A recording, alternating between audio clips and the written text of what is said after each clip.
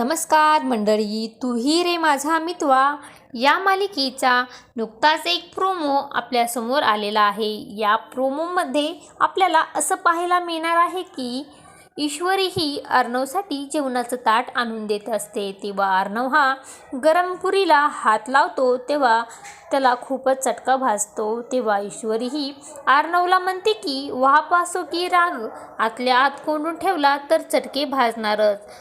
तेव्हा अर्णव तिथून निघून जातो। तेव्हा ईश्वरी ही मनोमन निर्धार करते की भूतकाळात नेमकं काय घडलं होतं हे मी शोधूनच काढणार आणि तुमच्या मनातला गैरसमजाची रागाची वाफ घालवणारच आणि तुमचा विश्वास पुन्हा जिंकणार सर। तर आता पुढे येणाऱ्या भागामध्ये ईश्वरी अर्णवचा विश्वास आणि प्रेम पुन्हा मिळवू शकेल का, हे पाहणे अतिशय रंजक ठरणार आहे। तूही रे माझा मितवा या मालिकेचे सर्व अपडेट पाहण्यासाठी आपल्या चॅनलला लाईक करा, शेअर करा आणि सबस्क्राईब करायला विसरू नका। धन्यवाद।